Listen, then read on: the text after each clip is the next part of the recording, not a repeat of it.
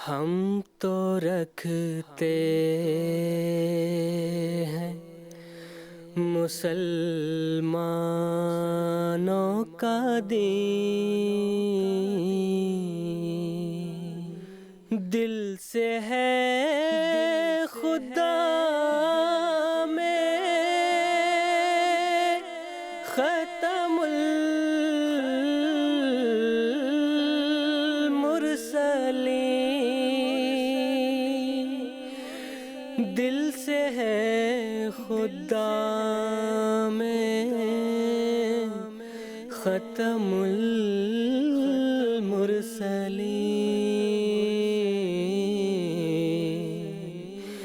ختم المرسلین۔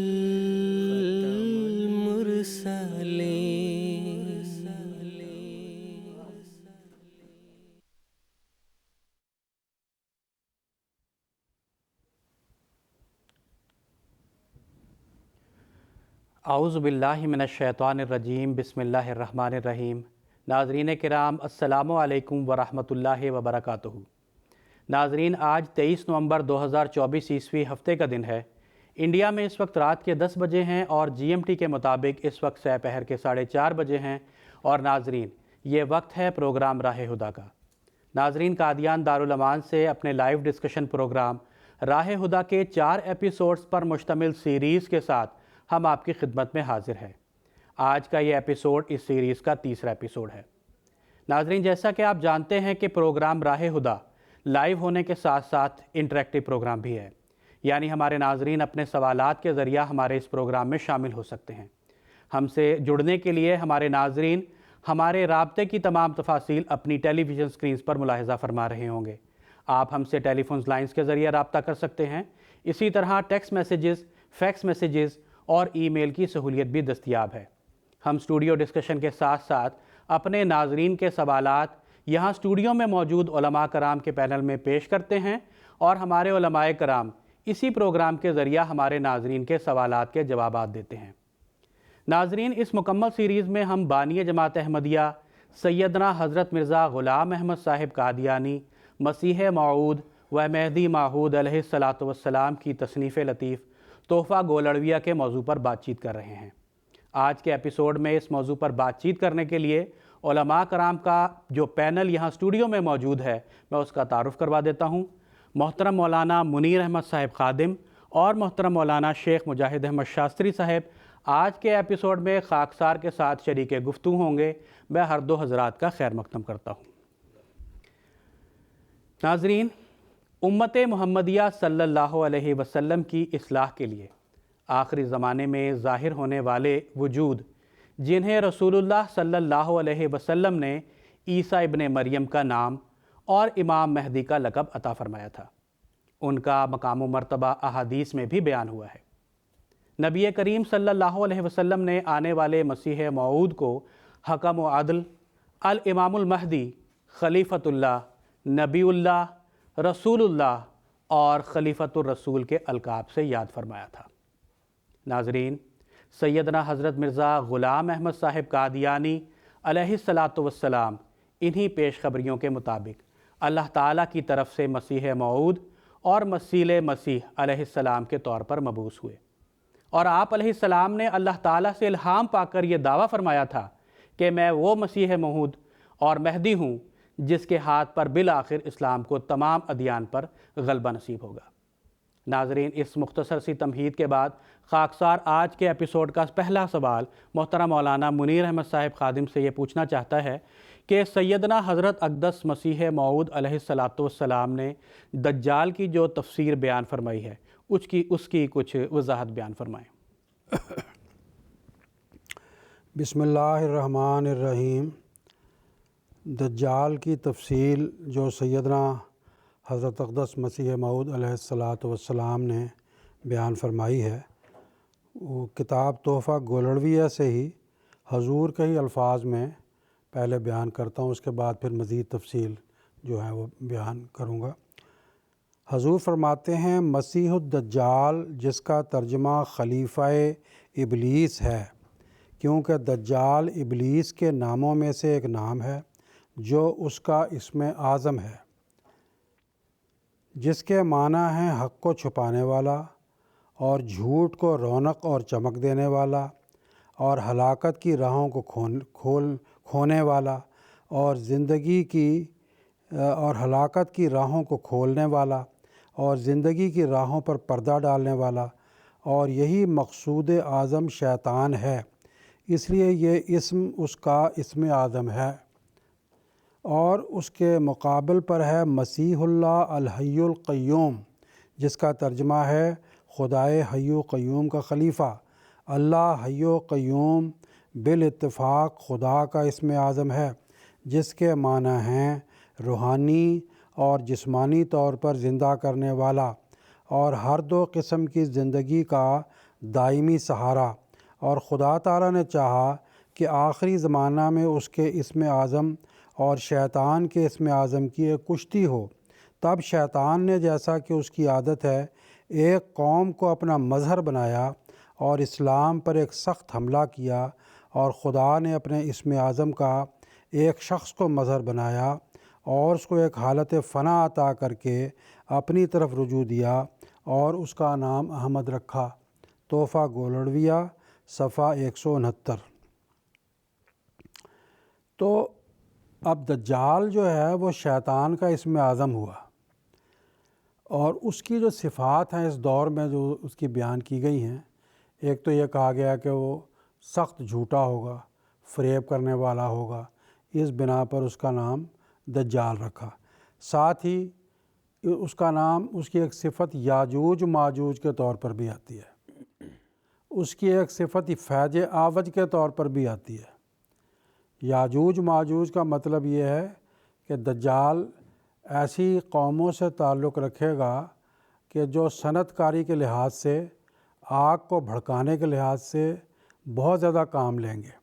ان کے کارخانے، ان کی کلیں آگ سے چلیں گی، لڑائیوں اور جنگوں میں بھی آگ کا وہ استعمال کریں گے۔ تو یہ یاجوج ماجوج، کیونکہ عربی میں اجیج کہتے ہیں آگ کے بھڑکانے کو۔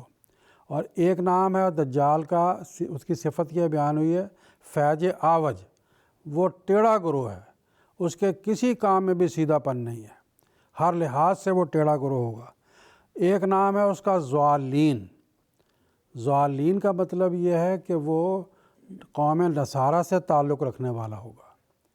اور ایک نام ہے اس کا مغضوب، جو سورہ فاتحہ میں بیان ہوا ہے کہ وہ دجال آنے والے امام مہدی اور مسیح موعود کا انکار کر کے خدا کے غضب کا نشانہ بن جائے گا۔ تو یہ سب وہ دجال کی صفات بیان کی گئی ہیں کہ اس کی یہ صفات ہوں گی۔ اور اب حضرت اقدس مسیح موعود علیہ الصلوۃ والسلام نے اسی کتاب میں اور بھی بعض اس کے تفاصیل بیان فرمائی ہیں۔ یہاں بیان فرمایا کہ دجال،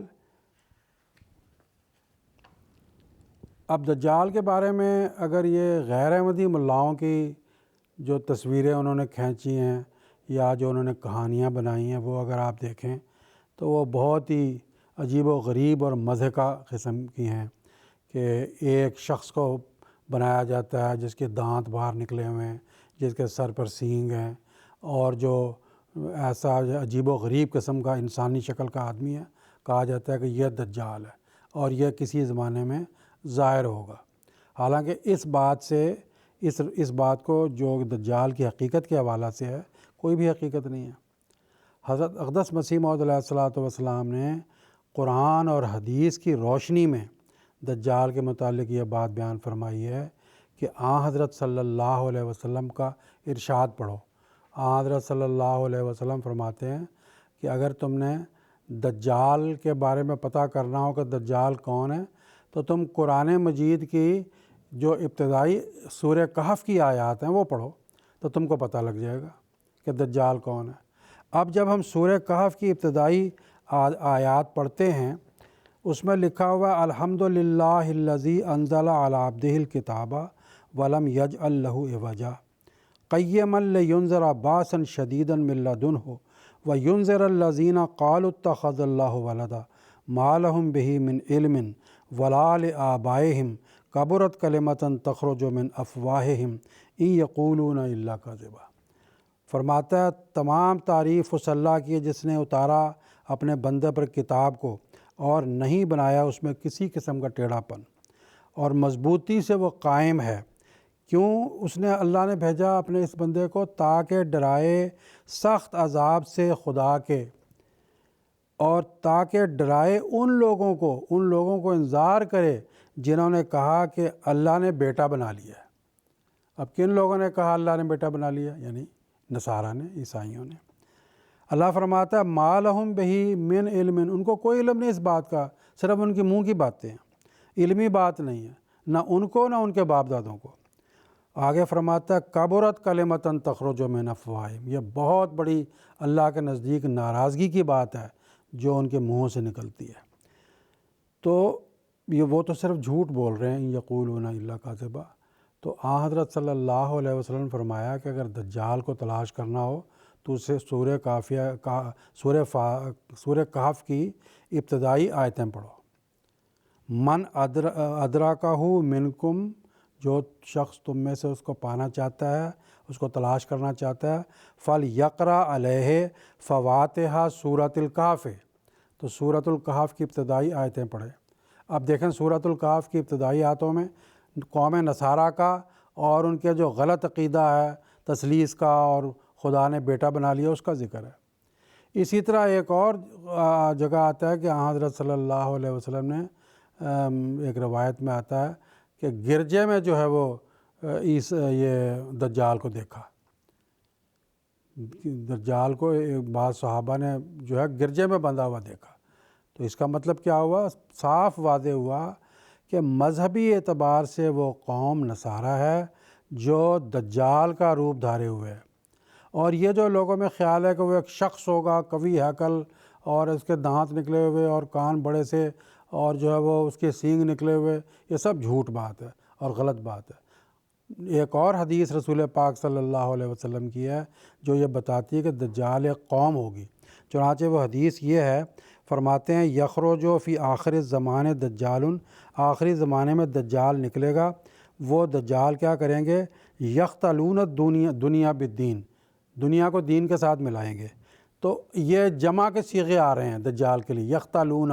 آگے آیا کہ یلبسون للناس جلود الزان من الدین، دین کے حوالے سے وہ بھیڑوں کا لباس پہن کر لوگوں کے سامنے آئیں گے۔ اور کیا لکھا ہے آگے آتا ہے السنتہم احلی من العسل، ان کی زبانیں شہد سے زیادہ شیریں ہوں گی۔ اب ان کے لیے سب کے لیے جمع کا صیغہ استعمال کیا گیا، تو کیا اس سے ثابت ہوا کہ دجال ایک قوم ہے، اور قوم کون سی ہے؟ سورہ کہف میں بتا دیا کہ وہ نصارہ کی قوم ہے۔ اب یہ بڑی لمبی تفصیل ہے کہ دجال جو ہے یہ جب ظاہر ہوگا عیسیٰ ابن مریم یا مسیح موعود، اس کا مقابلہ صدیاں کریں گے۔ یہ نہیں کہ وہ آئیں گے تو جیسے کہتے ہیں نا پھونک مار کے دجال کو ختم کر دیں گے، ایسا نہیں ہے۔ ایک حدیث میں آتا ہے قرون الضلالہ، گمراہی کی صدیاں ہوں گی وہ، اور اس میں عیسیٰ ابن مریم مسیح موعود دجال کا مقابلہ کرتے چلے جائیں گے۔ اور وہ مقابلہ ہوگا کیسے؟ یہ بھی حضرت صلی اللہ علیہ وسلم نے فرمایا حدیث میں آتا ہے کہ اللہ تعالیٰ فرمائے گا آنے والے مسیح موعود کو کہ میرے بندوں کو طور کی طرف لے جاؤ، یعنی وحی الہی کی اوٹ میں لے جاؤ۔ آگے ایک جگہ آتا ہے کہ عیسیٰ مسیح موعود دعا کریں گے خدا کے حضور میں، تو یہ مقابلہ ہوگا دعاؤں سے، اور یہ مقابلہ جو ہوگا دلائل سے ہوگا، دلائل کے ذریعہ سے اور دعاؤں کے ذریعہ مقابلہ ہوگا، اور ایک لمبا مقابلہ ہوگا۔ اور پھر دجال کی جو ایک صفت یہ بیان کی گئی ہے کہ وہ یاجوج ماجوج ہوگا، یعنی یہی قوم آگ سے بھی کام لے گی اور جنگیں کرے گی، اور آپس میں ان لوگوں کی جنگیں ہوں گی، اور مسلمان اس زمانے میں سخت کمزور ہوں گے۔ اور یہ حدیث کے الفاظ آتے ہیں کہ لا یدان لأحد لقتالہم، کسی کے پاس ان سے لڑنے کے لیے دو ہاتھ نہیں ہوں گے، کوئی ان سے لڑائی نہیں کر سکے گا، بہت طاقتور وہ ہوں گے۔ اور پھر یاجوج ماجوج کے حوالے سے فرماتا ہے اقتتال فئتین عظیمتین، یاجوج ماجوج کیا ہے؟ دو بڑے گروپوں کا آپس میں مقابلہ ہوگا اور وہ جنگیں کریں گے، اور مسیح موعود دعاؤں کے ذریعہ سے دجال اور یاجوج ماجوج کا مقابلہ کریں گے، قرآنی دلائل پیش کر کے وہ مقابلہ آپ کا ان کے ساتھ ہوگا۔ ایک بات آخری میں اس میں یہ عرض کرنا چاہتا ہوں کہ دجال کے حوالے سے یہ بھی آتا ہے کہ دجال کا ایک گدھا ہوگا، اور وہ دجال کا گدھا جو ہے اس کی کئی صفات بیان کی گئی ہیں۔ مثال کے طور پر اس کے بارے میں فرمایا کہ وہ کانا ہوگا۔ کانا کا مطلب یہ ہے کہ اس کی دنیا کی آنکھ تو تیز ہوگی لیکن دین کی آنکھ کمزور ہوگی۔ آیت آتا ہے کہ وہ دجال کا جو گدھا ہے، اس کی گدھا، اس کی پیشانی پہ کافر یعنی کافر لکھا ہوگا، ہر ایک پڑھا لکھا اور ان پڑھ اس کو پڑھ لے گا، یعنی اس کا عقیدہ ایسا ہوگا کہ ہر آدمی سمجھ لے گا کہ یہ کفریہ عقیدہ ہے۔ تو دجال کا گدھے کے بارے میں یہ آتا ہے کہ وہ روٹیوں کے پہاڑ لے کے ان قوموں کے لیے جو دجال کو ماننے والے ہوں گے ان کے لیے چلے گا، اور جو دجال کا گدھا ہوگا اس کے پیٹ میں سواریاں بیٹھیں گی، اس کے اندر روشنیاں ہوں گی اور سیٹیں ہوں گی بیٹھنے کے لیے۔ تو وہ صاف نقشہ جو ہے دجال کے گدھے کا، جو آج کل کے زمانے میں یہ ریل گاڑی ہے اس سے نکلتا ہے، اور پھر یہ دجال کا گدھا پانی میں بھی چلے گا۔ بڑے بڑے قوی ہیکل جہاز جو ہیں یہ بھی دجال کے گدھے کے مثیل ہیں، اور لکھا ہے کہ یہ آسمانوں پر بھی اڑے گا، یہ آسمانوں پر بھی تیر چلائے گا۔ تو یہ ایک نشانی ہے کہ انہی لوگوں کی جو نصارہ یا عیسائی، ان کی جو ایک سیاسی شکل ہے، جو ان کی صنعتی شکل ہے جو اس زمانے میں ظاہر ہوئی ہے، جس کے نتیجے میں جو ہے یہ دجال کی کاروائیاں چل رہی ہیں، یہ سب دجال کی جو گدھے کی جو نشانیاں رسول پاک صلی اللہ علیہ وسلم نے بیان فرمائی تھی وہ اس طرح پوری ہو گئی، اور دجال ظاہر ہو گیا۔ اب جب دجال ظاہر ہو گیا تو اس امام مہدی کے اور مسیح موعود کی بھی تلاش کرنی چاہیے نا کہ وہ کہاں ہے۔ یہ تو نہیں کہ گمراہی کے خلیفے تو آتے چلے جائیں، ابلیس کے خلیفے آتے چلے جائیں، اور جو رحمان کا خلیفہ ہے وہ نہ آئے، یہ تو خدا کی سنت کے خلاف ہے۔ اس لیے یہی بات ہے بنیادی اور آخری بات کہ اب ہم یہی تمام دنیا کے جو ہدایت کے متلاشی ہیں ان سے درخواست کرتے ہیں کہ جب کہ وہ دجال ظاہر ہو گیا، جس کا قرآن میں بھی ذکر ہے، جس کا حدیث میں بھی ذکر ہے، اور جس کی علامات بھی پوری ہو گئی ہیں، تو پھر اب ہم لوگوں کو تلاش کرنا چاہیے کہ وہ امام مہدی کہاں ہیں۔ اس کو بھی تو ہونا چاہیے، کیونکہ اللہ کا وعدہ ہے کہ اس زمانے میں امام مہدی ہوگا۔ تو اللہ تعالیٰ توفیق عطا فرمائے ان لوگوں کو۔ جزاکم اللہ تعالیٰ حسن الجزا۔ ناظرین، ہمارے اس پروگرام میں ایک ٹیلی فون کالر جڑ چکے ہیں بنگلہ دیش سے۔ مکرم عارف الزمان صاحب اس وقت ہمارے ساتھ لائن پر موجود ہیں، ہم ان کا سوال سن لیتے ہیں۔ السلام علیکم ورحمۃ اللہ، مکرم عارف الزمان صاحب۔ وعلیکم السلام ورحمۃ اللہ وبرکاتہ۔ جی عارف صاحب، ہم آپ کو سن پا رہے ہیں، آپ اپنا سوال پیش کر سکتے ہیں۔ میرا سوال ہے بیعت کے بارے میں۔ بیعت کا لفظی مطلب کیا ہے، اس کا اہمیت کیا ہے، اور تاریخ اسلام میں اس کا سلسلہ کب سے شروع ہوا تھا، اس کا پس منظر مجھے بیان کیجیے۔ جزاکم اللہ۔ جزاکم اللہ۔ میں محترم مولانا شیخ مجاہد احمد شاستری صاحب سے درخواست کرتا ہوں کہ اس سوال کا جواب دیں۔ جزاکم اللہ حسن الجزا۔ عارف صاحب، بیعت کا لفظی معنی کیا ہے، اس کا پس منظر کیا ہے، اور تاریخ اسلام کے حوالے سے اس کی کیا اہمیت ہے، اس حوالے سے یہ سوال ہوا ہے۔ بیعت دراصل عربی زبان کا لفظ ہے جو بیعن سے نکلا ہے، یعنی بیچ دینا، اور اصطلاح میں اس کے معنی یہ ہوتے ہیں کہ کسی شخص کو اپنے آپ کو کلیتاً کسی شخص کے ہاتھ میں بیچ دینا۔ اب اس شخص کی اپنی کوئی خواہش نہیں رہی، بلکہ جس کے ہاتھ میں اس نے اپنے آپ کو فروخت کر دیا، اس کے ہدایت کے مطابق اور اس کی پیروی اور احکامات کے مطابق وہ دینی دنیاوی ترقیات میں چلتا ہے۔ بیعت کے سلسلہ اور سنت حضرت صلی اللہ علیہ وسلم کی زندگی سے ثابت ہے۔ آپ صلی اللہ علیہ وسلم نے مکہ میں جب 40 سال کی عمر میں اللہ تعالیٰ کے حکم سے دعویٰ نبوت فرمایا تو مسلسل 13 سال آپ نے وہاں تبلیغ کی۔ قریش مکہ کی بدبختی تھی کہ اکثریت نے انکار کیا۔ حضرت صلی اللہ علیہ وسلم کا یہ طریقہ مبارک تھا کہ آپ حج کے مبارک ایام میں جو مختلف قافلے آتے، الگ الگ قبیلوں سے وہ تشریف لاتے، ان کے پاس تبلیغ کے لیے جاتے اور انہیں تبلیغ کرتے۔ مدینہ کے 2 قافلے اوس اور خزرج کے کچھ لوگ ایک سال میں، جو تاریخ میں درج آتا ہے کہ 11 نبوی کا یہ واقعہ تھا، اس وقت وہاں تشریف لائے حج کے لیے۔ آن حضرت صلی اللہ علیہ وسلم نے آپ کے پاس جا کر تبلیغ کی۔ اس موقع پر ان لوگوں میں سے 6 آدمیوں نے آن حضرت صلی اللہ علیہ وسلم کے ہاتھ پر بیعت کی۔ یہ بیعت عقبہ اولیٰ کہلاتی ہے۔ پھر آن حضرت صلی اللہ علیہ وسلم کی زندگی کا مزید جب ہم مطالعہ کرتے ہیں تو دیکھتے ہیں کہ پھر 2 سال بعد بھی انہی اوس اور خزرج کے لوگوں میں سے 70 سے زائد لوگوں نے بیعت عقبہ ثانیہ میں اس مدینہ مکہ کی گھاٹی میں بیعت کی۔ پھر اس سے بھی بڑھ کے آن حضرت صلی اللہ علیہ وسلم کی زندگی میں ہمیں بیعت رضوان نظر آتی ہے، جو صلح حدیبیہ کے موقع پر 6 ہجری کے موقع پر آن حضرت صلی اللہ علیہ وسلم نے کی، اور جس کا سیدنا حضرت امیر المومنین اید اللہ تعالیٰ بن عزیز نے گزشتہ خطبات میں بھی ذکر فرمایا، اور اس کی تفصیل وہاں موجود ہے کہ کس طرح حضرت عثمان رضی اللہ تعالیٰ عنہ کو بھیجا گیا، اور جب یہ خبر مشہور ہو گئی کہ قریش نے آپ کو قید کر لیا ہے اور نعوذ باللہ قتل کر دیا ہے، تو آن حضرت صلی اللہ علیہ وسلم نے ایک درخت کے نیچے بیعت لی اور اپنے ایک ہاتھ کو حضرت عثمان کا ہاتھ قرار دیا اور کہا کہ یہ میں ان کی طرف سے بیعت لیتا ہوں۔ اور قرآن مجید میں خاص طور پر اس بیعت کا ذکر کیا گیا ہے، اور اس کے لیے ایک خاص صورت سورہ الفتح آیت 19 کے اندر اس کا ذکر کیا ہے۔ چنانچہ اللہ تعالیٰ نے بیان فرمایا، لَقَدْ رَضِيَ اللَّهُ عَنِ الْمُؤْمِنِينَ اِذْ يُبَايِعُونَكَ تَحْتَ الشَّجَرَةِ کہ اللہ تعالیٰ راضی ہو گیا ان لوگوں سے جنہوں نے بیعت کی تھی۔ پھر اس سے بھی بڑھ کے جب ہم دیکھتے ہیں کہ آن حضرت صلی اللہ علیہ وسلم نے آنے والے موعود مسیح اور مہدی کی بیعت کے بارے میں بھی خاص طور پر تاکید فرمائی ہے، اور وہاں ابو داؤد کی یہ حدیث ہے باب خروج مہدی کے اندر کہ حضرت صلی اللہ علیہ وسلم کا ارشاد مبارک ہے ہر ایک امتی کے لیے کہ فائزہ رائے تموہ ہو فبایعوہ ہو ولو حبًا علی الثلج کہ اے مسلمانوں کہ جب تم اس امام مہدی کو دیکھو، اس کو پاؤ، تو تم اس کی بیعت کرو، اگرچہ کہ تمہیں برف کے پہاڑوں کے اوپر سے گھٹنوں کے بل پہ جانا پڑے۔ کیوں؟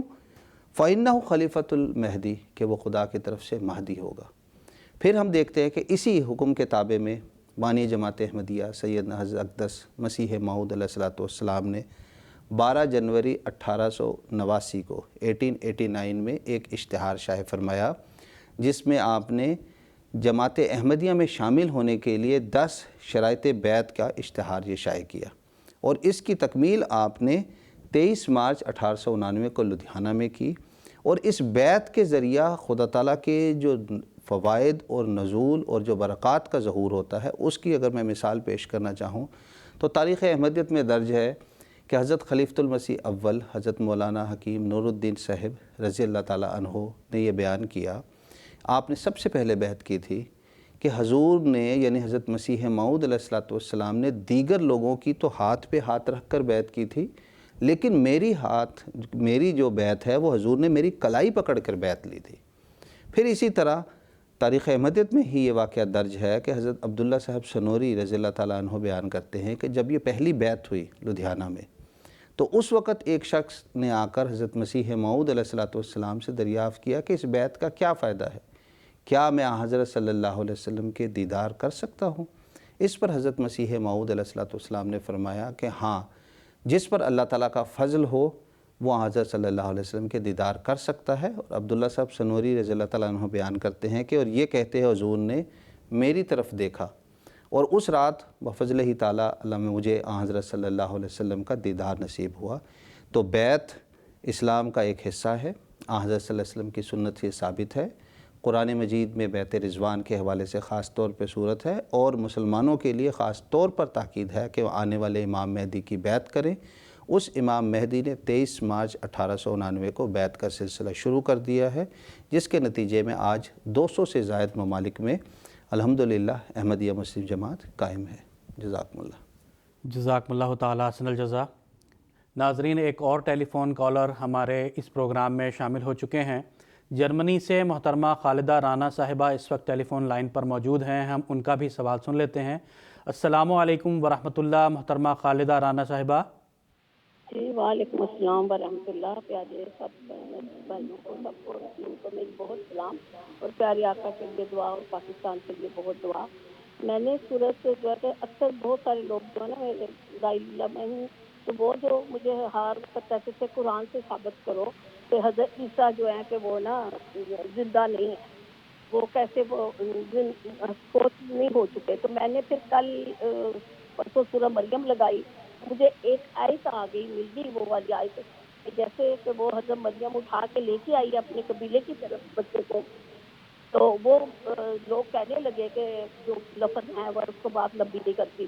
تو پھر وہ بچہ بول پڑا کہ میں اللہ کا نبی ہوں اور مجھے اللہ تعالیٰ نے سلامتی ہے اس دن پہ جس دن میں پیدا ہوا ہوں، سلامتی ہے اس دن پہ جس دن میں فوت ہوں گا اور پھر میں اٹھایا جاؤں گا. تو پھر یہ آئے کہ جب میں نے ان کے پاس ان کو پیش کی، سب کو ریکارڈنگ کی، میں نے بڑی محنت کی، ان کے آگے پھر ان کی وہی ہے کہ کیا کہ کعبہ ان کا چٹا ہے، وہ کہتے ہیں کہ حدیث لگانے لگے کہ حدیث کے بغیر نہیں سمجھ سکتے. اور پھر کہتے ہیں کہ نماز کا بتائیں کہ کہاں کٹھا لکھا ہوا ہے نماز کا. میں نے کہا یہ آپ جو باتیں کر رہے ہیں غلط کر رہے ہیں، کلمہ بھی نہیں کٹھا کہیں لکھا ہوا، ایسے تو پھر ہر چیز پہ کریں. حضرت عیسیٰ کے دور میں بھی نماز کا ذکر ہے، زکوٰۃ کا ذکر ہے، وہ کہاں کر رہے ہیں؟ اس پہ تھوڑی روشنی ڈال دیں. دجال کا کام بھی بہت اچھا کر دیا. جزاک اللہ، ہمیں آپ کا سوال مل چکا ہے. ان کا سوال ہے کہ جب حضرت مریم علیہ السلام حضرت عیسیٰ علیہ السلام کی پیدائش کے بعد ان کو قبیلے میں لے کے آئیں تو وہ اس وقت انہوں نے جو ہے بات چیت شروع کر دی تھی، تو اس تعلق سے وہ سوال کرنا چاہ رہی ہیں کہ یہ کیا ہوا تھا، یہ واقعہ کیا ہے. تو میں محترم مولانا منیر احمد خادم صاحب سے درخواست کرتا ہوں کہ مختصر اس سوال کا جواب. حضرت عیسیٰ علیہ السلام کی والدہ حضرت مریم علیہ السلام، جن کو اللہ تعالیٰ نے اپنے نشان کے طور پر بیٹا عطا فرمایا تھا، بن باپ خدا کا نشان تھا وہ، تو جو اس وقت جو قوم کے بڑے بڑے لوگ تھے وہ ان کی ماں کو تانے کسنے لگے کہ یہ تم نے کیا برا کام کر دیا کہ اولاد پیدا کی تو باپ تو کوئی ہے نہیں. تو ان کی والدہ نے اس وقت جو ہے ان کی طرف اشارہ کیا کہ دیکھو کہ یہ جو بچہ ہے تم اسی سے پوچھو. تو وہ لوگوں نے یہ بات کہی جو وہاں کھڑے تھے کہ یہ تو ابھی کل تک پنگھوڑے میں تھا، جھولے کے اندر جھولا کرتا تھا ہمارے سامنے، ہم اس سے کیا بات چیت کریں، تم ہم سے بات کرو. تو اس سے مراد یہ نہیں ہے کہ وہ اسی وقت جس وقت وہ پنگھوڑے میں تھے اور پنگھوڑے میں ہی ان سے بات کی اور انہوں نے بات کا جواب دے دیا، بلکہ یہ ہے کہ وہ ان کو ایک چھوٹا بچہ اپنے مقابل پر سمجھتے تھے. یہ ہر زمانے میں ایسا ہوا ہے. حضرت مسلم موعود رضی اللہ تعالیٰ عنہ کے زمانے میں جب ان کے مخالف ہو گئے ہیں بعض جماعت کے علماء، تو یہی کہتے تھے تو کل کا بچہ ہے، ہمارے سامنے کھیلتا تھا، ہم کیسے اس کی بیعت کر سکتے ہیں. ہر زمانے میں ایسا ہوتا رہا. حضرت عیسیٰ علیہ السلام کے بارے میں بھی جو وہاں کے بزرگ تھے وہ یہ کہتے تھے کیفا نکلم من کان فی المہد صبیہ، ہم اس سے کیسے بات کریں جو کل کا بچہ ہمارے سامنے جھولے میں کھیلتا تھا. تو گویا کہ ان کو چھوٹی عمر کا قرار دے کے ان سے بات نہیں کرنا چاہتے تھے. تو ان کی والدہ نے کہا کہ ایسا نہیں، تم بات تو کر کے دیکھو، اس کے دلائل تو سنو. تو مقصد یہ ہے کہ اس سے یہ مراد نہیں ہے کہ بالکل 2 سال یا کی عمر میں یا 3 سال. حضرت عیسیٰ علیہ السلام جب شعور کی عمر کو پہنچ گئے تو اس وقت جب وہ آئے ہیں تو وہ ان کی والدہ سے بات کرنے لگے. تو والدہ نے کہا کہ نہیں، ان سے بات کرو. انہوں نے کہا ہم ان سے کیا بات کریں، یہ تو کل تک ہمارے سامنے ایک جھولے میں تھا. تو مطلب یہ ہے کہ اس کو چھوٹا سمجھتے تھے، حقیر سمجھتے تھے، بات کرنا نہیں چاہتے تھے. تو انہوں نے کہا بات کرو. تو اس پر حضرت عیسیٰ علیہ السلام نے اس وقت جب کہ عمر ان کی شعور کو پہنچ چکی تھی، انہوں نے ان کا خود ہی جواب دینا شروع کر دیا. انہوں نے کہا کہ میں اللہ کا بندہ ہوں، اس نے مجھے کتاب بخشی ہے. اور آگے وہ ان کی تقریر حضرت عیسیٰ علیہ السلام کی سورہ مریم پڑھتے چلے جائیں، وہاں پہ آتی ہے کہ اللہ نے مجھے برکت بخشی ہے، مجھے نماز کی اور زکوٰۃ کی تاکید کی ہے. تو یہ ساری جب تقریر انہوں نے سنی تو وہ دنگ رہ گئے کہ یہ ہم سمجھتے تھے چھوٹا بچہ ہے. لیکن ملاؤں نے یہ قصے بنائے ہیں، مضحکہ خیز باتیں بنائی ہیں کہ وہ پنگھوڑے میں کھیل رہے تھے، اسی ٹائم خدا نے ان کو زبان بخشی. یعنی وہ بچہ جو چھوٹا جھولے میں کھیلتا بولنا بھی نہیں جانتا، تو خدا نے ان کو زبان بخشی اور انہوں نے بولنا شروع کر دیا. گویا کہ یہ بڑا معجزہ ہو گیا۔ تو قرآن مجید میں انبیاء علیہم السلام کے بارے میں بھی ایک بنیادی بات قرآن مجید نے بیان کی ہے، جو آن حضرت صلی اللہ علیہ وسلم کے حوالے سے ہے۔ کیا فرمایا؟ انما انا بشر مثلکم، میں تمہارے جیسا ایک انسان ہوں، بشر ہوں۔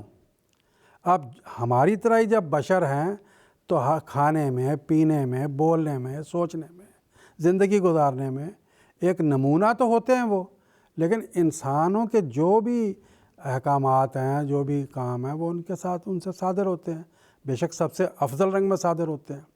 تو خلاصہ اس بات کا یہی ہے کہ وہ یہ نہیں کہ بالکل 2 سال کی عمر میں ہی انہوں نے بولنا شروع کر دیا، بلکہ وہ انہوں نے کہا کہ جب ان کی والدہ نے کہا کہ تم ان سے بات کرو، سورہ مریم میں لکھا، تو انہوں نے کہا کہ قالوا کیف نکلم من کان فی المہد صبیا، ہم اس سے کیسے بات کریں جو کل تک جھولے میں کھیلتا تھا۔ تو انہوں نے اس وقت حضرت عیسیٰ علیہ السلام نے بات بھی کی، اور یہ ایک حقیقت ہے کہ خدا کے انبیاء علیہ السلام بڑے جینیس ہوتے ہیں، بڑی فراست اللہ نے ان کو عطا کر کے بھیجا ہوا ہوتا ہے۔ ایسے ہی خدا ان کو چن نہیں لیتا، وہ تو پہلے سے شعلہ لپکنے کے لیے تیار ہوتا ہے۔ تو ہر نبی کی یہ بات ہے، صرف عیسیٰ علیہ السلام کی بات نہیں ہے۔ حضرت صلی اللہ علیہ وسلم کی تو سب سے بڑھ کر یہ بات تھی کہ آپ کس طریقے سے چھوٹی عمر میں ہی جو ہے وہ اس زمانے کے جو سردار تھے، جو 80 سال کے، 70 سال کے جو آتے تھے آپ سے مقابلے کرنے کے لیے، کیسے کیسے باتیں علمی روحانی کر کے ان کا منہ بند کر دیتے تھے، یہاں تک کہ وہ بعض بڑے اثر میں آ جاتے تھے۔ حضرت عبد المطلب جو آپ کے چچا تھے، انہوں نے کہا کہ ابو طالب نے بھی جب یہ ان کی تقریریں سنتے تھے تو بڑے حیران ہوتے تھے، اور آخر میں یہی کہا، جا بیٹے تو کام کرتا رہ، میں تیرے ساتھ ہوں، جہاں تک میرا بس چلتا ہے میں تیرا ساتھ دوں گا۔ وہ جو حضرت صلی اللہ علیہ وسلم نے قوم کے ان بزرگوں کے سامنے اس زمانے میں تقریر کی، حضرت مسیح موعود علیہ الصلوۃ والسلام فرماتے ہیں کشفی طور پر اللہ تعالیٰ نے مجھے وہ ساری کشف کے ذریعہ بتا دی کہ حضرت صلی اللہ علیہ وسلم نے اس وقت قوم کے سامنے کیا تقریر کی، اور وہ اضالہ اوہام میں وہ ساری تقریر لکھی ہوئی موجود ہے۔ تو خدا تعالیٰ کے جو بھی انبیاء آتے ہیں ان کا ایسا ہی ہوتا ہے کہ وہ چھوٹی عمر میں ہی، جبکہ باقی لوگ تو بڑی بڑی عمر میں جا کے باتیں کرتے ہیں، وہ چھوٹی عمر میں ہی ایسی باتیں کرتے ہیں کہ انسانی دماغ حیران ہوتا ہے، انسان دنگ ہوتا ہے کہ یہ کیسا انسان ہے، اور وہ خدا نے اس کو پیدا ہی اس لیے کیا ہوتا ہے، اسی لیے وہ انسانوں کے سامنے ایسی ہدایت کی باتیں کرتا ہے۔ جزاکم اللہ تعالیٰ احسن الجزا۔ پروگرام کو آگے بڑھاتے ہوئے خاکسار کا اگلا سوال محترم مولانا شیخ مجاہد احمد شاذلی صاحب سے یہ ہے کہ وآخرین منہم لما یلحقوا بہم، اس سے کیا مراد ہے، اس کی کچھ تفصیل بیان فرمائیں۔ جزاکم اللہ احسن الجزا۔ ناظرین، قرآن مجید میں اللہ تعالیٰ نے قرآن مجید کے جو صفاتی نام بیان فرمائے ہیں، اس میں سے ایک نام یہ ہے کہ یہ فرقان ہے، اور یہ اپنی باتوں کو کھول کر دنیا کے سامنے بیان کرتا ہے۔ چنانچہ قرآن مجید نے جو بھی باتیں دنیا کے سامنے بیان کی ہیں وہ ایک جگہ نہیں، متعدد جگہ بیان کی ہیں تاکہ بات واضح ہو جائے۔ اب اس مختصر تمہید کے بعد اصل سوال کی طرف آتا ہوں۔ جب ہم قرآن مجید کا مطالعہ کرتے ہیں تو ہم پاتے ہیں کہ حضرت صلی اللہ علیہ وسلم یہ کتاب دنیا کے سامنے لے کر آئے۔ یہ کتاب دائمی ہے، عالمگیر ہے، اور قیامت تک کے لیے ہے۔ اس لیے حضرت صلی اللہ علیہ وسلم کی اللہ تعالیٰ نے 2 بعثتوں کا قرآن مجید میں ذکر فرمایا ہے۔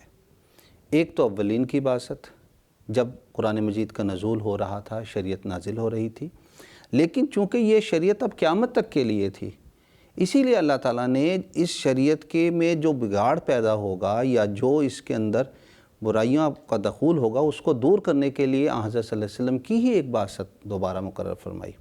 چنانچہ دیکھیں سورہ الشعراء آیت 8 میں اللہ تعالیٰ نے بیان فرمایا وَكَذَلِكَ أَوْحَيْنَا إِلَيْكَ قُرْآنًا عَرَبِيًّا لِتُنذِرَ أُمَّ الْقُرَىٰ وَمَنْ حَوْلَهَا وَتُنذِرَ يَوْمَ الْجَمْعِ لَا رَيْبَ فِيهِ، یعنی آپ کو بیان کیا، اور مکہ اور اس کے ماحول اور موجود ساری دنیا کے لیے قرآن مجید کے ذریعے سے انذار کرنے والے آپ ہیں، پھر بیان کیا اور اس وقت بھی آپ ہی نذیر ہوں گے جب ساری دنیا اجتماعی رنگ اختیار کر لے گی، یعنی وَتُنذِرَ یوم الجمع لا ریب فیہ، یعنی اس زمانے میں جب دنیا اور قومیں ایک دوسرے سے مل جائیں گی اور ایک دوسرے کے ساتھ آمد و رفت کے رسائل کے ذریعے کھل جائیں گے، دنیا ایک گلوبل ولیج بن جائے گی، اس وقت بھی آپ ہی ان کے لیے نذیر ہو جائیں گے۔ اب اس بات کو دوبارہ کھول کے قرآن مجید نے سورہ الجمعہ کی آیت میں بیان فرمایا ہے کہ وہ نذیر ہوں گے تو کس رنگ میں ہوں گے، کیا کام کریں گے، اس وقت کیا حالت ہوگی۔ تو یہ جو اجمالی بات تھی ہاں سورہ شعراء میں کہ ابتدا میں آپ مکہ اور اس کے ارد گرد کے لیے آئے، اور پھر جو یوم الجمع ہے اس کی تفصیل یہاں پہ پھر بیان فرما دی۔ چنانچہ ہم دیکھتے ہیں سورہ جمعہ آیت 2 تا 5 میں اللہ تعالیٰ بیان فرماتا ہے هو الذی بعث فی الامیین رسولا منہم یتلو علیہم آیاتہ ویزکیہم ویعلمہم الکتاب والحکمہ وَإِن كَانُوا مِن قَبْلُ لَفِي ضَلَالٍ مُبِينٍ۔ اس میں حضرت صلی اللہ علیہ وسلم کی پہلی بعثت کی طرف اشارہ کیا گیا کہ بعث فی الامیین، کہ امیین میں آپ کو رسول مبعوث کیا گیا ہے، اور آپ کے کام بیان کر فرما دیے گئے یتلو علیہم آیاتہ، کہ وہ آیات کی تلاوت کرتے ہیں، وَیُزَکِّیہم، اس کے نتیجے میں تزکیہ نفس کرتے ہیں، وَیُعَلِّمُہُمُ الکتاب، اور لوگوں کو کتاب اور حکمت سکھاتے ہیں۔ اور اس سے پہلے کی لوگوں کو کیا حالت تھی؟ وَإِن كَانُوا مِن قَبْلُ لَفِي ضَلَالٍ مُبِينٍ، کہ وہ ضلالت اور گمراہی میں پڑے ہوئے تھے۔ نبی سے پہلے کی آنے کی حالت کا بتا دیا، اور پھر نبی نے آنے کے بعد کیا کام کیے اور وہ 4 کاموں کا ذکر کر دیا۔ پھر بیان فرمایا وَآخَرِينَ مِنْهُمْ لَمَّا يَلْحَقُوا بِهِمْ، کہ آپ کی ایک بعثت اور آخرین میں بھی ہوگی جب آپ دوبارہ ان لوگوں سے مل جائیں گے۔ اب قرآن مجید کا یہ اعجاز ہے کہ یہ ایک دائمی شریعت تھی، جیسا شروع سے میں نے بیان فرمایا۔ تو جب یہ آیات کا نزول ہوا تو بخاری کتاب و تفسیر میں درج ہے کہ اس وقت جو صحابہ ارد گرد بیٹھے ہوئے تھے ان میں سے ایک نے سوال کیا، قَالَ قُلْتُ مَنْ هُمْ یا رسول اللہ، کہ اے اللہ کے رسول یہ جو دوسری بعثت ہوگی آخرین میں یہ کون ہوں گے؟ اب اس کے آگے ہے فَلَمْ يُرَاجِعْهُ، حضرت صلی اللہ علیہ وسلم نے اس کا جواب نہیں دیا اس وقت، حتیٰ سالہ ثلاثاً، یہاں تک کہ اس شخص نے 3 بار یہاں حضرت صلی اللہ علیہ وسلم کی خدمت میں درخواست کی۔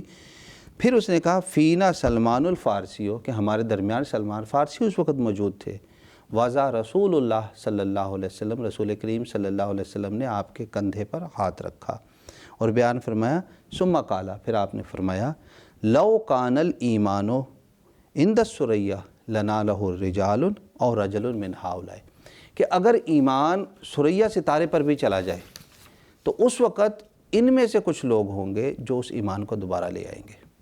اب قرآن مجید کی آیات اور اس کے بعد اس حدیث کو جب ہم سامنے رکھتے ہیں تو اس میں ہمیں تفصیل سے کئی ایک باتیں پتہ لگتی ہیں۔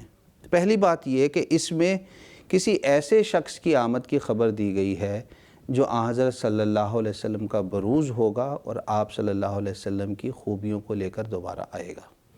دوسری خبر یہ دی گئی ہے کہ اس کے جو ماننے والے ہوں گے منہم ہوں گے، جیسے پہلے لوگ صحابہ میں سے تھے وہ ماننے والے بھی ویسے ہی صحابہ کے رنگ میں سے ہو جائیں گے۔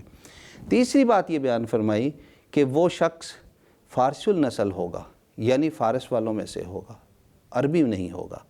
چوتھی بات یہ بیان فرما دی کہ اس کا زمانہ کب ہوگا۔ بیان کیا کہ اس کا زمانہ یہ ہوگا کہ جب ایمان ثریہ ستارے پہ چلا جائے گا، یعنی جہالت پھیل چکی ہوگی، برائیاں پھیل چکی ہوگی، دین برائے دین رہ گیا ہوگا اور برائے نام ہی رہ گیا ہوگا۔ ایسے وقت میں اللہ تعالیٰ اس کو مبعوث فرمائے گا، اور اس زمانے میں اللہ تعالیٰ نے اپنا فضل اور رحم کرتے ہوئے بانی جماعت احمدیہ حضرت مرزا غلام احمد صاحب قادیانی کو مسیح موعود و مہدی موعود بنا کر مبعوث فرمایا، اور آپ کے ذریعہ اللہ تعالیٰ نے یہ جو آخرین کی بعثت تھی اس کو پورا فرمایا۔ اور امت محمدیہ کے بزرگان نے بھی اس کو بیان کیا ہے، چونکہ وقت کم ہے۔ حضرت شاہ ولی اللہ محدث دہلوی کا مشہور حوالہ ہے جو انہوں نے اپنی کتاب الخیر الکثیر میں بیان فرمایا ہے۔ اس حوالے سے حضرت مسیح موعود علیہ السلام بانی جماعت احمدیہ نے جو تفسیر بیان کی ہے وہ میں ناظرین کے سامنے رکھنا چاہوں گا۔ حضور بیان فرماتے ہیں وآخرین منہم لما یلحقوا بہم، اس آیت کے معنی یہ ہیں کہ کمال ضلالت کے بعد اور حکمت پانے والے اور حضرت صلی اللہ علیہ وسلم کے معجزات اور برکات کو مشاہدہ کرنے والے صرف 2 ہی گروہ ہیں، اول صحابہ آن حضرت صلی اللہ علیہ وسلم جو آن حضرت صلی اللہ علیہ وسلم کے ظہور سے پہلے سخت تاریکی میں مبتلا تھے، پھر بعد اس کے خدا تعالیٰ کے فضل سے انہوں نے زمانہ نبوی صلی اللہ علیہ وسلم پایا اور معجزات اپنی آنکھوں سے دیکھے اور پیشگوئیوں کا مشاہدہ کیا، اور یقین نے ان میں ایک ایسی تبدیلی پیدا کی گویا صرف ایک روح رہ گئے۔ دوسرا گروہ جو بموجب آیات موصوف بالا صحابہ کی مانند ہیں، مسیح موعود کا گروہ ہے، کیونکہ یہ گروہ بھی صحابہ کی مانند معجزات کو دیکھنے والا اور تاریکی اور ضلالت کے بعد ہدایت پانے والا ہے۔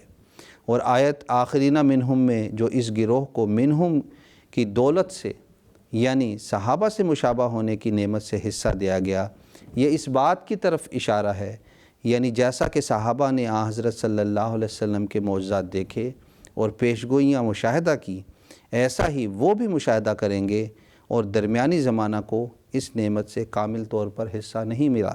ایام الصلح کا یہ حوالہ ہے حضرت مسیح اسلام کی کتاب کا۔ مختصر یہ کہ قرآن مجید کی اس تفسیر یعنی سورہ الجمعہ میں آن حضرت صلی اللہ علیہ وسلم کی ایک دوسری بعثت کا ذکر ہے، وہ کس زمانے میں ہوں گے اس کی وضاحت کر گی، اس کے ماننے والے صحابہ کے رنگ میں ہوں گے۔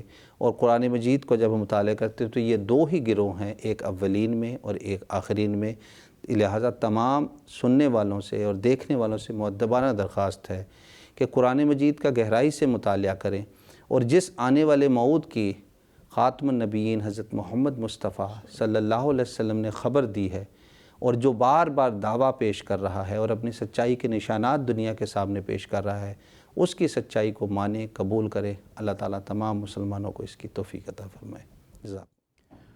جزاکم اللہ تعالیٰ حسن الجزا۔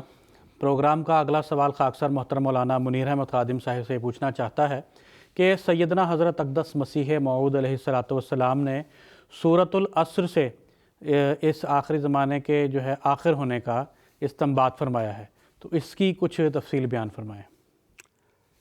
حضرت مسیح موعود علیہ السلام کو اللہ تعالیٰ نے کشفاً بتایا کہ جو سورۃ العصر ہے یہ اس زمانے کی متعلق جو اس کا فاصلہ ہے اس کا ذکر اس میں کیا گیا ہے کہ یہ دور جو ہمارا حضرت آدم علیہ السلام سے شروع ہوا اور آخر تک وہ کتنا ہے۔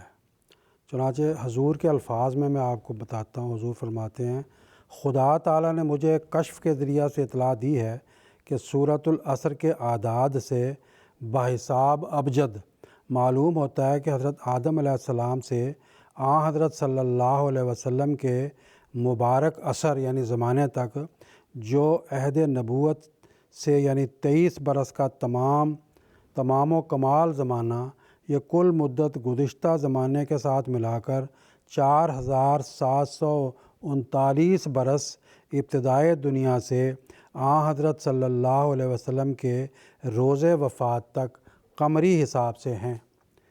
پس اس سے معلوم ہوا کہ آن حضرت صلی اللہ علیہ وسلم الف خامس میں پیدا ہوئے یعنی 5ویں ہزار سال میں، اور شمسی حساب سے یہ مدت 4598 سال بنتی ہے۔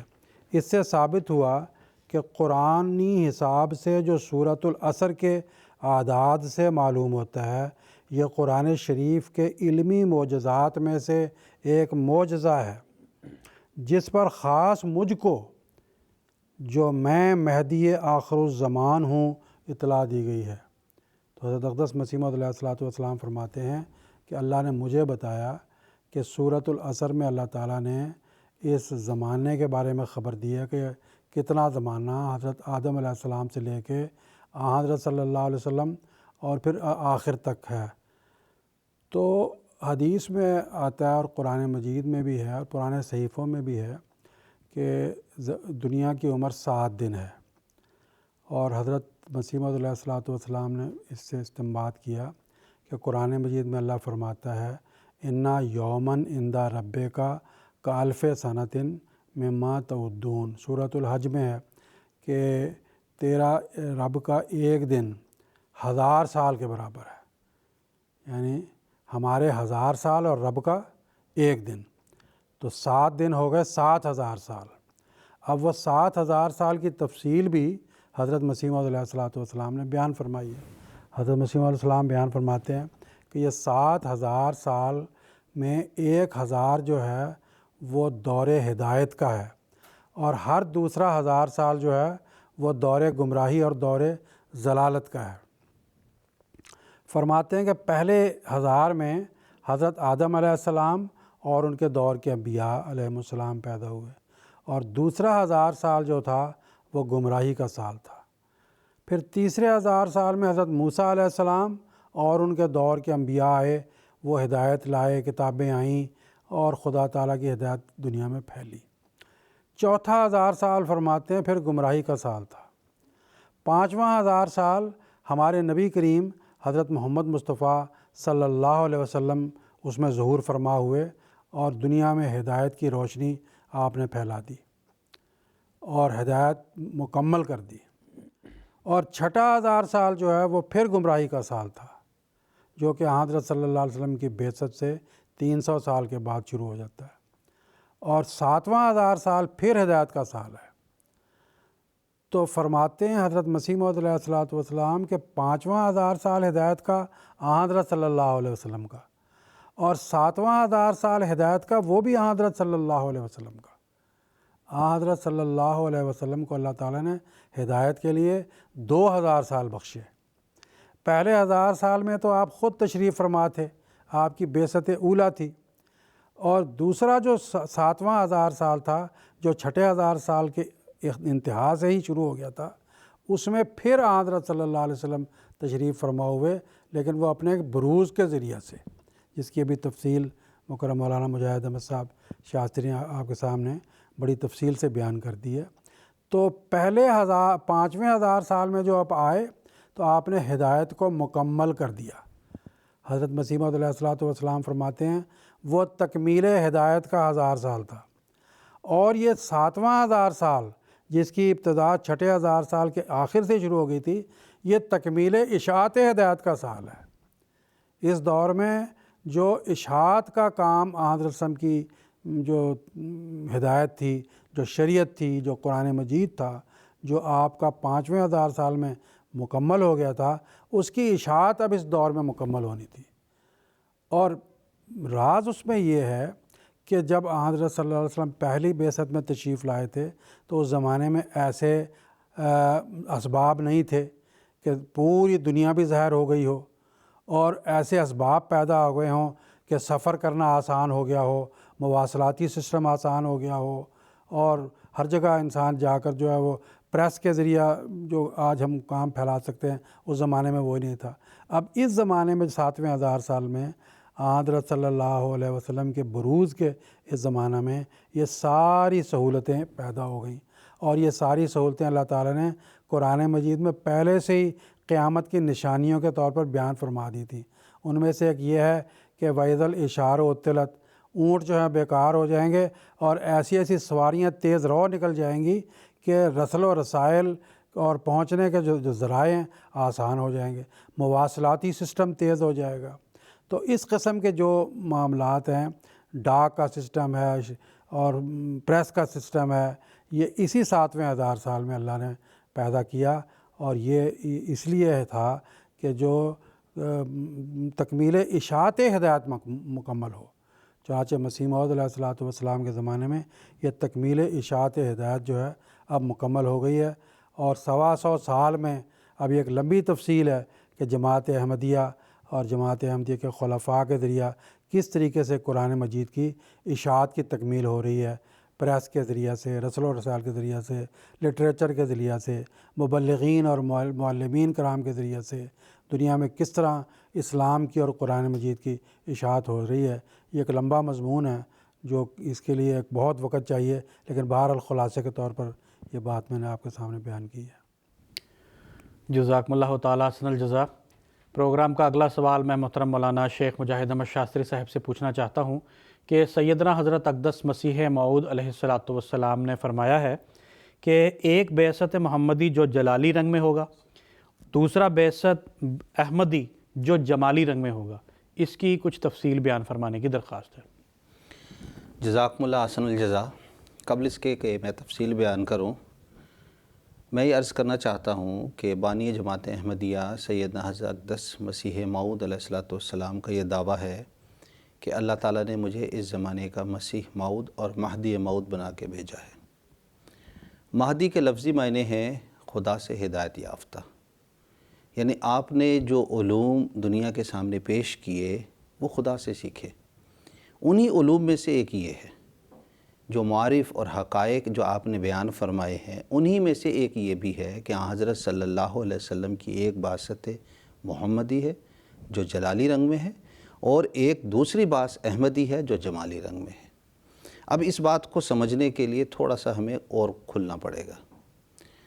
ہم جانتے ہیں کہ اسلام دائمی مذہب ہے، اور حضرت صلی اللہ علیہ وسلم جو شریعت لے کر آئے وہ قیامت تک کے لیے شریعت ہے، اور یہ عالمگیر شریعت ہے، اس کے بعد اب اور کوئی شریعت نہیں ہے۔ چنانچہ سورہ المائدہ میں اللہ تعالیٰ نے واضح طور پر بیان فرما دیا کہ الیوم اکملت لکم دینکم واتممت علیکم نعمتی، کہ آج نعمت مکمل ہو گئی، اتمام ہو گیا۔ پھر حضرت صلی اللہ علیہ وسلم کے بارے میں ایک دوسری جگہ قرآن مجید میں بیان فرما دیا قل یا ایھا الناس انی رسول اللہ علیکم، کہ اے بنی نوع انسان، اس دور کے بھی 1400 سال پہلے بھی اور 1000 سال پہلے بھی اور آئندہ مستقبل کے بھی، اور اس عرب کے زمانے کے بھی، اس علاقے کے بھی، اور جغرافیائی لحاظ سے بھی تمام لوگ اس میں مخاطب ہیں، ہر ایک زمانے کے، ہر ایک علاقے کے لوگ۔ آپ تمام کی طرف نبی بن کے مبعوث ہوئے ہیں، نبوت آپ کو دی گئی ہے۔ جو شریعت دی گئی وہ دائمی، جو آپ کو مقام اور مرتبہ عطا ہوا وہ تمام بنی نوع انسان کے لیے قیامت تک کے لیے۔ اسی لیے حضرت صلی اللہ علیہ وسلم کی 2 بعثتوں کا ذکر کیا گیا، جس کا تفصیلی ذکر اس سے قبل ہو چکا ہے، ایک اولین میں، ایک آخرین میں۔ اسی مضمون کے ساتھ متصل ایک اور مضمون کو حضرت مسیح علیہ السلام نے اپنی کتاب تحفہ گولڑویہ میں بیان فرمایا کہ ایک تکمیل ہدایت کا پہلا دور تھا، جو پہلی بعثت تھی، قرآن مکمل ہدایت آ گئی۔ دوسرا دور تھا تکمیل اشاعت ہدایت، جس کا ابھی مختصر اشاعتاً ذکر محترم مولانا منیر احمد صاحب خادم نے کیا، کہ اس دور میں چونکہ رسول رسائل کے وسائل نہیں تھے، اس لیے یہ آخرین کے لیے تھی۔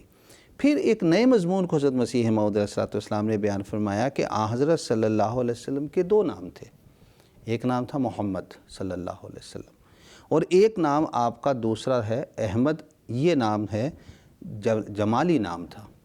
محمد نام تھا جلالی نام، وہ اس لیے تھا کہ حضرت صلی اللہ علیہ وسلم کے زمانے میں تلوار سے مسلمانوں کا اور حضور صلی اللہ علیہ وسلم کا خاتمہ کرنے کی نعوذ باللہ کوشش کی گئی، تو اللہ تعالیٰ نے اس محمد نام کی صفت کی وجہ سے آپ کو یہ اجازت دی کہ آپ بھی تلوار سے مقابلہ کریں۔ لیکن چونکہ آپ کامل نبی ہیں، لہٰذا آپ کی زندگی کے 2 ادوار جو ہمیں نظر آتے ہیں، اس میں ہمیں صفت محمدی اور صفت احمدی دونوں نظر آتی ہیں۔ صفت احمدی یعنی احمد تعریف کرنے والا جو جمالی صفت ہے، اس کا ظہور تو حضرت صلی اللہ علیہ وسلم کی مکی زندگی میں ہوا، یعنی آپ صلی اللہ علیہ وسلم نے 40 سال کی عمر میں دعویٰ نبوت فرمایا، اور 13 سال مسلسل صبر، استقامت، دعا اور برداشت کے ساتھ خدا کے حضور قائم کیا۔ پھر جب آپ نے تبلیغ کے لیے دیکھا کہ اب یہاں کوئی راستہ نہیں بچ رہا، خدا کی اجازت سے آپ نے وہاں سے ہجرت کر لی، اور قریش مکہ نے وہاں پر بھی آپ کا پیچھا نہیں چھوڑا اور حملہ کیا، تب اللہ تعالیٰ نے آخر میں آپ کو اجازت دی کہ آپ دفاعی رنگ میں جنگ کی آپ کو اجازت دی گئی۔ اس کے بعد صفت محمدی کا ظہور ہوا۔ حضرت صلی اللہ علیہ وسلم کی شریعت چونکہ دائمی ہے، لہٰذا آخری زمانے کے لیے حضرت صلی اللہ علیہ وسلم کے جس دوسری بعثت کا ذکر ہے وہ دراصل صفت احمدی کے ساتھ تعلق رکھتا ہے، اور وہ جمالی رنگ میں ہوگی، اور اسی لیے آپ صلی اللہ علیہ وسلم نے آنے والے موعود امام مہدی کے بارے میں جو خبر دی، اس کے بارے میں بتایا کہ یازع الحرب، کہ اس کے ہاتھ میں اس زمانے میں جنگ جو ہے ختم ہو جائیں گی، جنگوں کے ساتھ اس زمانے میں مقابلہ نہیں ہوگا، بلکہ تزکیہ نفس کے ساتھ، قلم کے ساتھ، اپنے آپ کو خدا کے ساتھ جوڑنے کے ساتھ یہ کام ہوگا۔ حضرت مسیح موعود علیہ السلام نے اس تحفہ گولڑویہ میں بھی اس کا ذکر بیان فرمایا ہے، اور جب 1901 میں جب مردم شماری ہوئی تو اس وقت حضرت مسیح موعود علیہ السلام نے تفصیل سے بیان فرمایا کہ آپ نے اپنی اس جماعت کا نام احمدیہ مسلم جماعت رکھا، تو یہ جو احمدیہ لفظ ہے یہ دراصل اسی صفت احمد سے لیا گیا ہے۔ حضرت مسیح موعود علیہ السلام نے اس وقت جو بیان فرمایا کہ میں نے اس کا نام کیوں رکھا ہے، وہاں آپ نے تفصیل سے صفت محمد اور صفت احمد کو بیان کیا ہے۔ اس میں سے ایک حوالہ میں ناظرین کے سامنے رکھوں گا تاکہ یہ عبارت کھل کے سمجھ آ جائے۔ حضور بیان فرماتے ہیں ہمارے نبی صلی اللہ علیہ وسلم کے 2 نام تھے، ایک محمد صلی اللہ علیہ وسلم، دوسرا احمد صلی اللہ علیہ وسلم، اور اس میں محمد جلالی نام تھا، اور اس میں یہ مخفی پیش گوئی تھی کہ آن حضرت صلی اللہ علیہ وسلم ان دشمنوں کو تلوار کے ساتھ سزا دیں گے جنہوں نے تلوار کے ساتھ اسلام پہ حملہ کیا اور صدہا مسلمانوں کو قتل کیا۔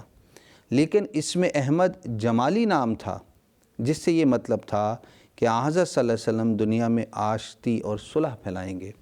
سو خدا نے ان 2 ناموں کو اس طرح پر تقسیم کی کہ آن حضرت صلی اللہ علیہ وسلم کی مکہ کی زندگی میں اس میں احمد کا ظہور تھا اور ہر طرح سے صبر کی تعلیم تھی، پھر مدینہ کی زندگی میں اس میں محمد کا ظہور ہوا، لیکن یہ پیشگوئی بھی تھی کہ آخری زمانہ میں پھر اس میں احمد ظہور کرے گا اور ایک ایسا شخص ظاہر ہوگا جس کے ذریعہ سے احمدی صفات یعنی جمالی صفات ظہور میں آئیں گی اور تمام لڑائیوں کا خاتمہ ہو جائے گا۔ بس یہ اس عبارت کا مختصر تشریح ہے کہ آن حضرت صلی اللہ علیہ وسلم کی دونوں صفات صفت محمدی اور صفت احمدی میں صفت احمدی کا اب ظہور چل رہا ہے، جس کے ذریعہ احمدیہ مسلم جماعت ساری دنیا میں محبت سب کے لیے، نفرت کسی سے نہیں کے نعرے کے ساتھ اسلام اور احمدیت کی حسین تعلیم کو پیش کر رہی ہے۔ جزاکم اللہ۔ جزاکم اللہ تعالیٰ حسن الجزا۔ ناظرین، اس کے ساتھ ہی ہمارے آج کے اس ایپیسوڈ کے اختتام کا وقت ہوا چاہتا ہے۔